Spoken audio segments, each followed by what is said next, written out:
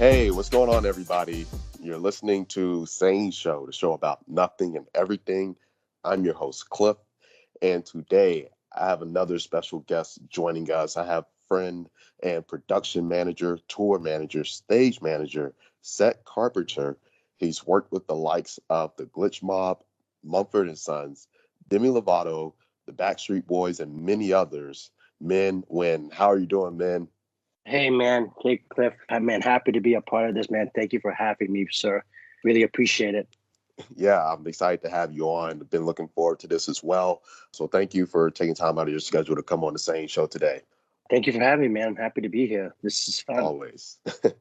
So really quick, before I introduce the topics, I want to take a moment to shout out to all our listeners in all 60 plus countries. Thank you guys. I love you guys.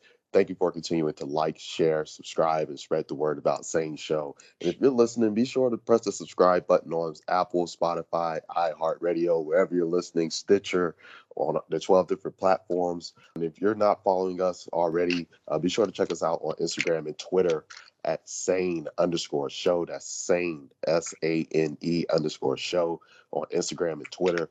And you can find us on Facebook, SANE Show. Again, on Facebook, that's SANE Show. So today we're going to have a conversation about repurposing existing products, primarily in the entertainment industry. And then we're going to have a conversation about set carpentry. Following that, we're going to have an interview with you, Minh, so that the listeners can learn more about you, the things you do, and all the fun and exciting things that go along with that.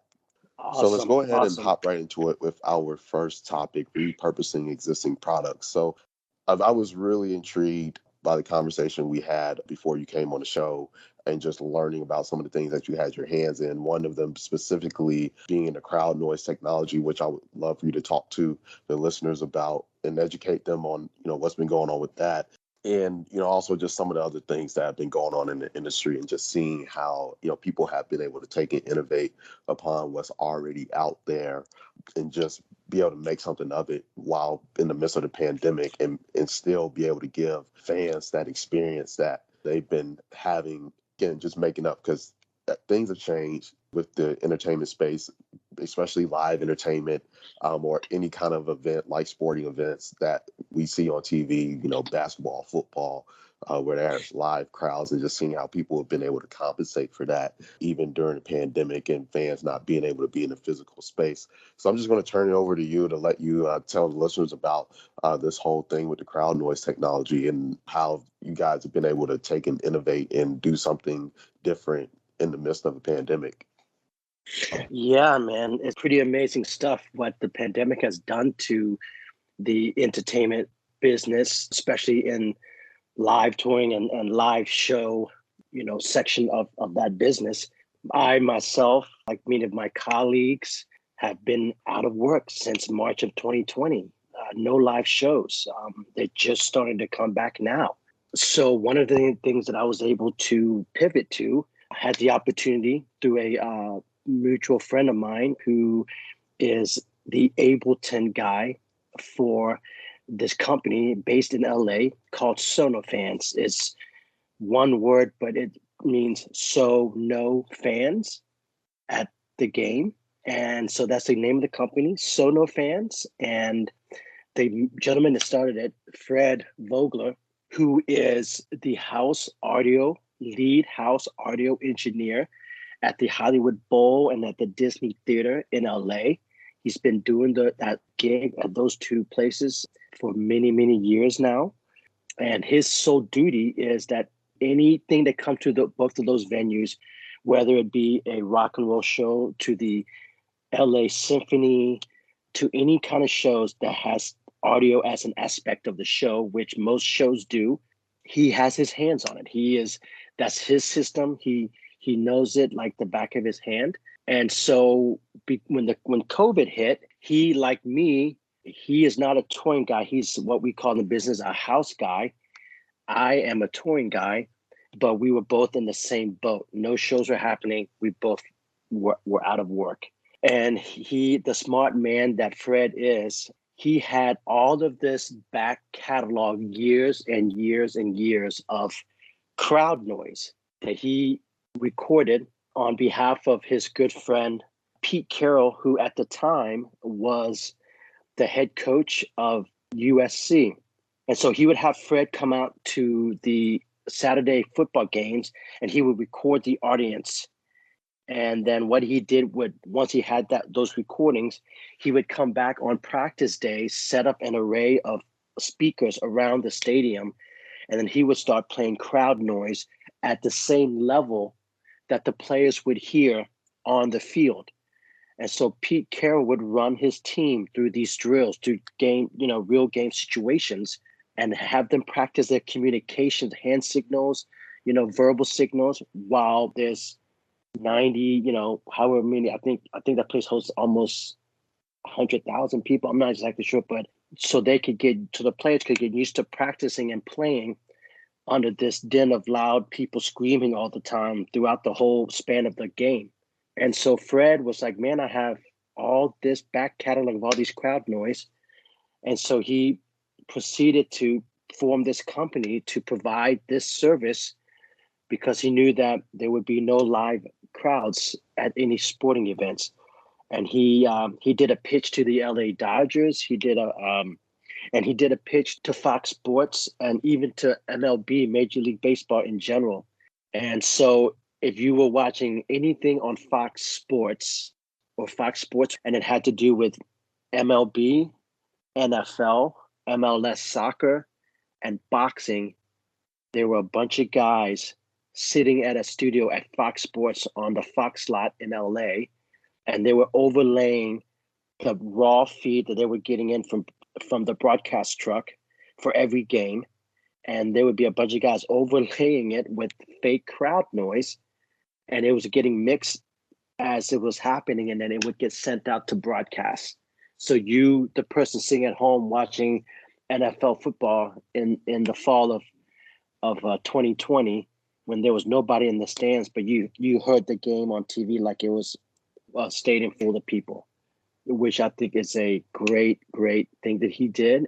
And so part of his association with Fox Sports, the PBA, the Professional Bowlers Association, wanted somebody on site to do this rather than having somebody in the studio, doing it in the studio of getting the raw feed of the bowling tournament. They wanted somebody on site to do it live as it was happening.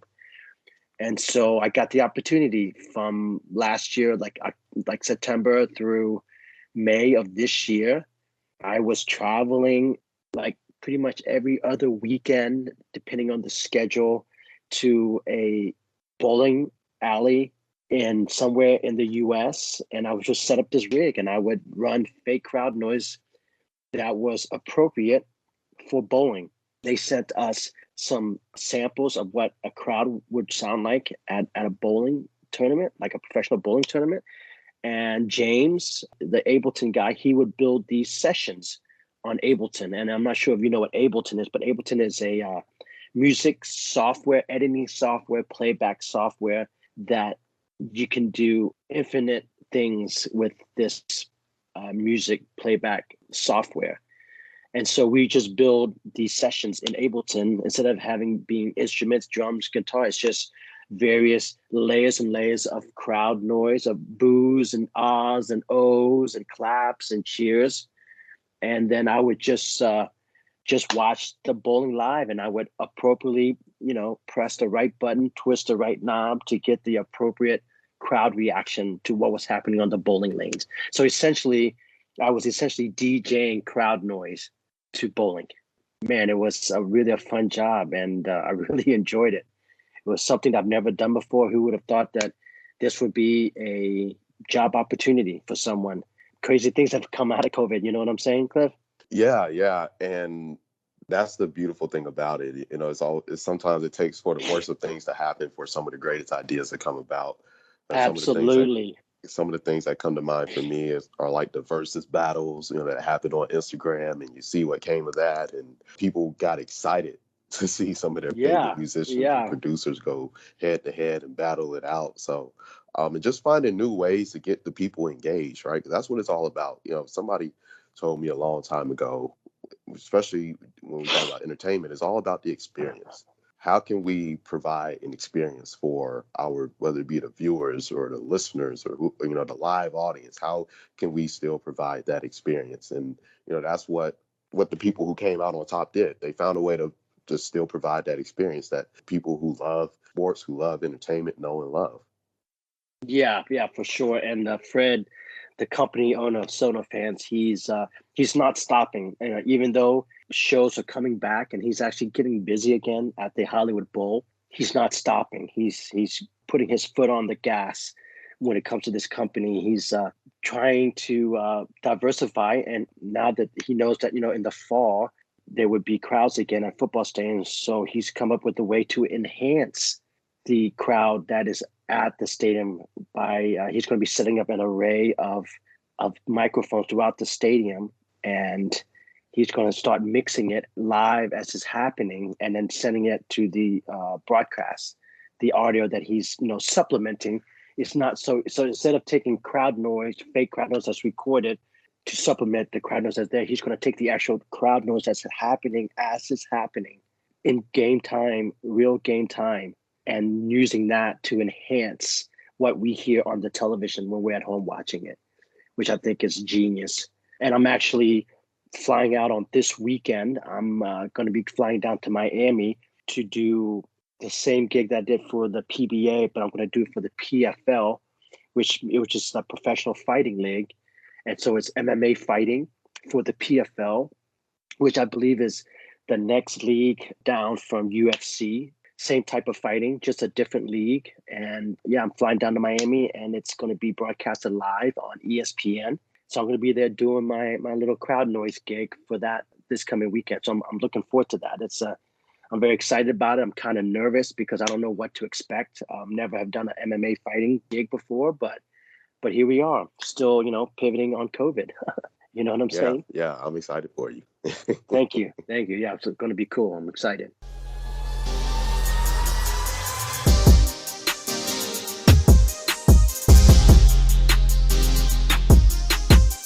All right, we're back. So now we're going to talk about set carpentry. And again, man, this is your line of work right here. So definitely you'll want to get your insight as a experienced set carpenter. Because I looked it up to make sure I had an idea of what I was talking about, learning through conversation and talking to you. So in short, I know basically set carpenters, guys that are responsible for building the sets and stage elements for the different shows that they work on. Could you walk the listeners and I through the process and a day in the life of a set carpenter, please? Yeah, absolutely. My very first gig I ever got on a major tour was with Coldplay as the number 4 set carp. That means that there were 4 of us on a team, and I was the runt of the team. Since it was my first tour, they gave me all the dirty work.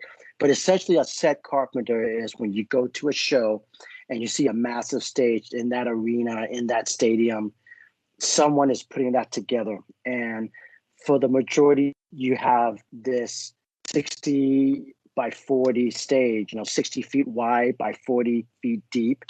And we carry the base structure, we carry the actual decks. We build it every day, we break it down every day, and we also maintain it when it needs to be maintained. You chain out a lock there. You have to hang your soft goods, which hides all the guts of the stage. It hides it from the audience. That's referred to as the soft good. Usually black, felt, fire resistant. Every time we come in, we have to have fire resistant stuff so that doesn't burn really quick. So we come in the morning, 8 a.m. We walk into the venue. We chalk the floor so that the riggers can start rigging. The truss to hang the light has to be rigged and set by the rigger. So set carp, we come in the morning, we empty our trucks, everything that we would need to build the stage, that goes all the way to one end of the floor, whereas the other end, which we would call the upstage end of the floor, is where the stage will eventually sit once all the stuff that's getting hung is in the air. But it all has to start on the floor, so we can't be on top of them. So there's always a process when you build a show that certain process has to happen first before the next process happens. And, any experienced touring crew will know that. And everybody works like individual, but like one giant machine. You'll have all these different departments working together at the same time to achieve the goal of building this show every night, while the lighting and the video crew and the rigging crew are on one end of the stage working on to build the truss and to get that up in the air so they can hang out the lights, everything that goes on the truss. We're at the other end and we're already starting to build the 60 by 40 staging that requires for majority of the shows that goes into arenas. And that's a lot of deck. So we need all that space to spread out to build this stuff. And so we're on one end, we have personnel, 2 or 3 guys that each have anywhere from 3 to 5, 4 guys per person. That's consisting of the local crew. So one touring crew will get 4 local crew, and they have responsibility for one part of that, one aspect, one element of that stage that they're building, while the other touring set carpenters are building another element of the stage. And so we just kind of divide up our team. We work on our individual aspects, and then we connect each of those aspects together. And then once that lighting rig goes up and the video wall is up in the air, we'll get every single person on that floor, all the touring crew, all of the local crew, and we'll push this massive structure of a stage that's rolling, and we'll push it the 15 to 20 feet into position. And we'll make sure that it's square, that it's lining up to what's in the air. And then that's pretty much the main objective of a carpentry department of a tour, is to build that stage and get it in place. And once it's in place, we'll put some little detail stuff on top once it's in place. And then we'll wrap it up in our soft goods. And then what you see, when we're done, is what the audience will see when they walk onto that floor, and they'll see that finished stage in position. And that's what we do every day, 3 or 4 or 5 times a week, depending on the schedule. So I looked through your resume and saw some major artists, quite a few at that, and some major pop artists, like Demi and Lady Gaga, and which they have some really massive productions, and I would imagine is really involved. Can you talk to me and the listeners as far as what's that like, working on those massive scale productions? I personally find it super cool because there's so many elements, like I said, that goes into putting a show together, where there's the equivalent of like 40 semi trucks worth of gear. A show like Lady Gaga, a show like Taylor Swift, a Rolling Stone, a U2, they're traveling. If you're doing a proper arena tour, you're going to travel anywhere between 15 to 30 to 35 semi trucks full of gear. And that travels for the duration of that tour, right? And then for a proper stadium tour, you're going to have anywhere from 35 to 50 trucks. I know that when I was out on U2, we had 1 production system and 3 advanced systems. And the total amount of trucks was, I think, like 140 semi trucks, literally going around the world, putting this show together for U2. So it's no light task. It's a lot of gear. It takes a lot of manpower to put it together. And yeah, you start for a proper arena tour. You're starting at 6, 7 in the morning. You're going to be up there for that entire span of time on show day. Whereas a big show, say Taylor Swift, 1989, that we did, it was a mix. We would have a full day. She would come in. We would load in the advanced package stage. That starts on Wednesday. On Tuesday. We would build Tuesday, Wednesday, Thursday, Friday, sometimes 4 days, depending on the schedule. And then Friday would be when production comes in. So we build the structure. And on Friday, what happens is production comes in, and that's when you see the loading in of the video, the audio, and the lighting aspects of the show. And then on Saturday and Sunday, she'll do 2 shows in the city. And then we do the show Saturday and Sunday. And immediately Sunday night, as soon as Taylor walks off of that stage, we start tearing everything down. And then the advanced package that comes in that takes us 3 days to build will take us 12 hours overnight to break down and load onto trucks, and then we send that to the next city. So it takes a huge amount of man hours and time to put a show like that together, and every department is working in conjunction with each other to accomplish this. You can't have people battling each other in order for them to finish what they need to do. So it's a very symbiotic relationship. Each department relies on each other, and we know that we can't do it alone, but we have to rely on them to do their job in order for us to do our job. And we have to rely on them for them to do their job in a, timely fashion. Because if one department is lagging behind and another department is waiting on it, then that other department is going to be lagging behind as well. So it's a well-oiled machine. Everything's very time sensitive, and you have to have this stuff to happen in order for another thing to happen. So it can get messy sometimes, especially if you have a crew that's not as experienced as they should be when it comes to a complicated show build like we have on some of these tours that I've done. I've been very fortunate to work with some top-notch people, and we always have a good time. We always laugh, have a smile on the face, and are happy to be up there and doing the job. That's really awesome. Yeah.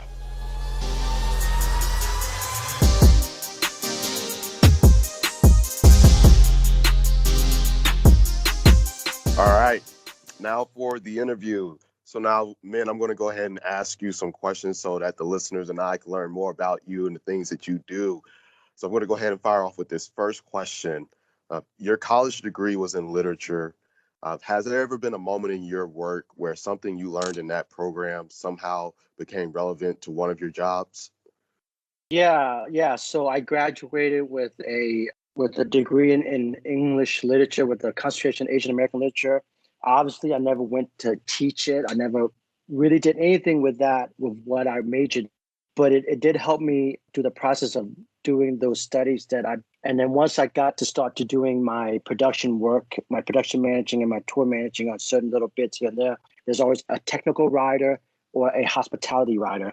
And what that does is on a tour, if I'm the production manager of a tour, I have to reach out to the local production manager. Let's say my tour that I'm on, I'm going to be coming through a certain venue. Let's just say I'm in New York and I'm going to be doing the Brooklyn Steel, like I did with the Glitch Mob as a production manager. What I would do is weeks in advance, possibly like a good month and a half, even before before show day, about a month and a half before, I will have already reached out to Brooklyn Steel, introduced myself. Hi, my name is Minh. I'm the production manager for the Glitch Mob. We have a show on this date.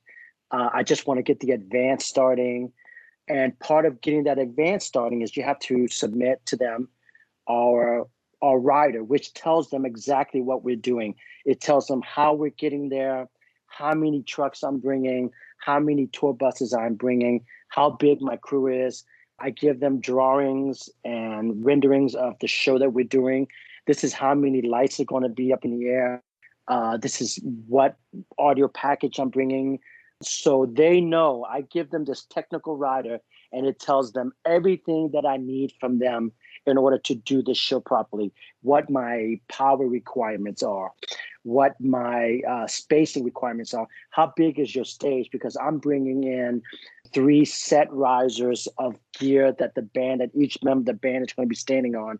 And I need to make sure that what I'm bringing is going to fit on your stage. And if it doesn't, I have to modify it. So I'm doing all of like the homework and the studying. So I do a lot of writing, a lot of communicating in the advance. And I think that if anything, that being an English major really has helped me do that. As has taught me some good, proper English and how to write and how to express myself in my writing to get my ideas and my thoughts conveyed to the local team so they know exactly what they need, what I need from them and what they need from me in order that when we show up on the morning of the show, when we arrive from coming from the city before and I have to, start unloading my truck full of gear, I already know exactly what I'm doing even before I get there. I know where the truck is going to park. I know where the buses are going to park. I know that there are going to be 3 dressing rooms from the stage. I know where catering is. So all of that is discussed weeks before we even show up. And any good advance will require great communication skills, using your words to convey your thoughts across to the people. So I think that my English major has helped me do that very well in my advanced work, for sure. I would say that. Oh, it's good to hear. Yeah. A common thread that we see from guests on the show is the ability to pivot and learn new skills as their career goes on. Was that something that just happened along your path, or did you try to specifically make more opportunities for yourself? I think for me, it was really a combination of both. In my younger 20s, I don't think that I was as a big go-getter that I am now. Now that I just turned 50, like in my 20s, I just thought that my youth would be okay and that things would come, but it doesn't really work that way, does it, Cliff? I mean, like, you of all people know that you've gotten to where you have gotten to where you are by putting the work in. And I find that the older that I get, the more hustling I have to do. Not because I need to do this. I do it because it opens up avenues for me, because I want to stay busy. I want to stay active. I want to keep going. I don't want to stop. I mean, like, I've already got my stride going. I'm not going to slow down for anybody or anyone, because I want to succeed. I want to, do these things that really keeps me going and keeps my mind and my body in good spirits and mentally and spiritually, I'm in a good place. So my work ethic is like no other. And I'm very proud of my work. I let my work speak for itself.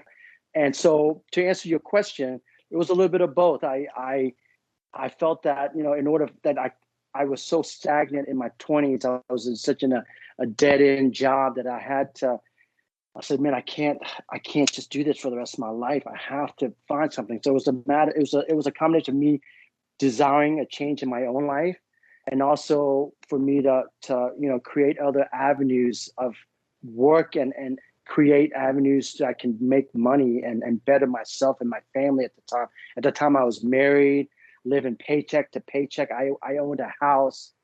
I just had a baby come into my life. I was so happy to be a father for the first time. But, I was stressed every day. I had to know that I had to get up and work 5, 6, 7 days a week sometimes, just to pay the mortgage, get the bills on time, put food on the table. It's all stressful, and I was just barely getting by. And then, so when I had the opportunity to go into touring, and at the time I was just working, building houses in the construction business, I used that little bit of that construction skill that I had, and then I found an opportunity to be a set carpenter. So then I started building stages. And, it's not the same. Not every day I'm taking out a saw and I'm cutting wood every day. When you go build a stage at a show on a tour, it's like a giant erector set. The parts are there. You just make the connections and you put all the pieces together. It's like a giant Lego set, right? Every day you build it. Every day you break it down. You pack it away. You do it again the next day. So I'm not necessarily, have a saw and a hammer and I'm hammering things all day, but I'm actually building. I'm actually using my building skills to understand how structure works and understand how, support beams work and where you need the support beams and where you need the legs to go and how do you need to secure those legs in order to make that stage safe for people to walk around and go up and down on the stairs, right? So I was able to pivot to my carpentry job that I was actually working with wood, to pivot to building stages that were made out of steel and aluminum and wood, and then unfortunately it kind of reversed itself, because when COVID hit, I was able to pivot back to my job as a proper carpenter, and then that's what I've been living off of, as well as doing the supplemental crowd noise stuff.